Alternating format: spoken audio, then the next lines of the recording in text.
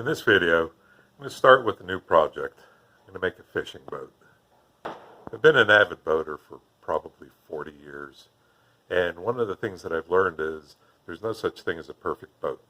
You really have to define what it is you want your boat to do, and then you can get a good boat. But without that definition, there's no idea of what a perfect boat really is. In this case, the boat I need is I want a small fishing boat. I want a stable platform that I can fish from, one or two people. I need very shallow draft because the flats around here are very shallow and I don't want to destroy any seagrass. And I don't need speed, and I'd like to keep the cost low. So with all that in mind, my plan is to make a small boat using the same techniques that I used to make my SUP paddleboard. I'm starting off with 4 sheets of this 2-inch expanded polystyrene styrofoam style board, and I'm going to make my first glue up as a 16 by 4. Once I have the block complete, I'm going to cut an angle at one end so that there's a little bit of a lead-in into small waves. Then I'll cut the block into two 2-foot by 16-foot lengths, and then I plan to clad it. I'm either going to use a waterproof plywood, a thin piece of waterproof plywood, or Home Depot sells for bathrooms and that type of thing, like a fiberglass sheet that I make clad with. And then when that's all complete, then I'm going to do either a poor man's fiberglass or a frugal man's fiberglass process to complete the pontoons. Once the pontoons are complete, I'm going to do a substructure to hold them together and build a deck on it. Once the deck's complete, I'm going to mount 2 trolling motors using the data that we got from the stand-up paddleboard, electric stand-up paddleboard. I think that 2 trolling motors with 50 pounds thrust each is going to propel this at about 10 miles an hour, which is plenty fast. It's no wake until the end of our community here, and then the flats are exactly out of there, so I never really even need to go faster than 10. So we're going to get started today with gluing these blocks together. As with the boards, there's going to be a seam. These foam blocks are 8 feet long, and I want my pontoons 16. They're going to be 4 inches thick, so on the bottom there will be a seam in the middle, and on the top there will be a seam 4 feet from either end. So one block gets cut in half. I may flip it around, put the middle seam on the top, not sure yet. I've removed half of the plastic covering from the sheet.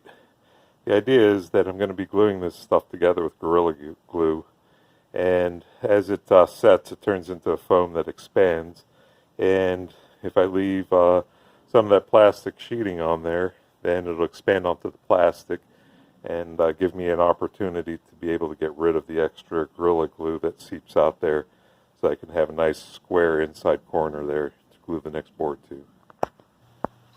So I've got my first gluing done. Lots of weights with bricks, and we'll wait until tomorrow to take the bricks off, but that should do a good job.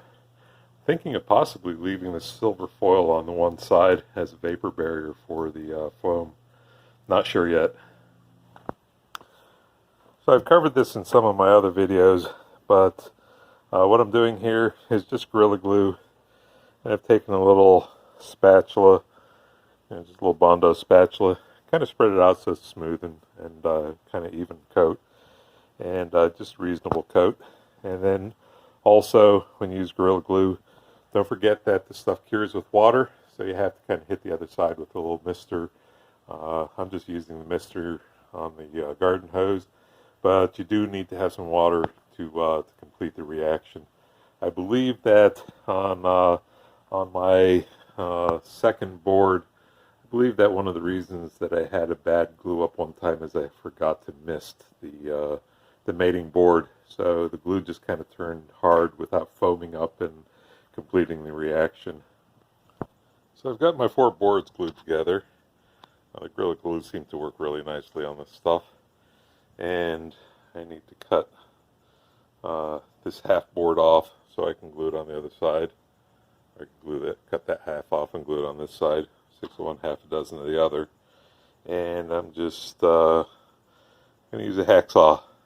Try to take it slow and see if I can get a nice cut. Oh, that worked out really well. I was able to make that cut in just a couple minutes with minimal amount of mess. And if you're working with this styrofoam, that's an amazing thing to be able to say. So I got my glue up complete. I need to wait for 24 hours here until that glue is set up. But my corners and edges came out pretty square and flat. There's just a little bit on this cut edge here where it's not quite, but it's off by, looks like about 1/8 of an inch in some spots. So it'll be easy enough to sand and get that nice again. Obviously, at that end, it'll also be off a little bit because the cut didn't come out quite as square as I'd hoped. So the next step is I'm going to clad this board. I'm not sure if I'm going to use some sort of a plastic or fiberglass kind of sheathing, or just a piece of plywood, like a thin piece of waterproof plywood. Depends on the cost of it. You know, I'm trying to keep the cost of this down a little bit. But depending on that, we're going to go ahead and sheathe it. And then I'm going to do one side and put it in the water and see how well it floats, see if I have the kind of buoyancy I was hoping for with just a 4-inch thick piece. I may need to go to a 6-inch piece just to get the buoyancy I think I'll need. I'm not expecting the deck and the superstructure to be too heavy. The motors certainly aren't. Maybe the battery will be. But based on that, we'll either proceed with 4 inches or move to 6 inches. I'm expecting this to be a pretty big project, so I don't think I'm going to go gung-ho on this and get it complete 1 week after another. I'll probably be working on some other projects simultaneously. Thanks for watching my video. Have a great day.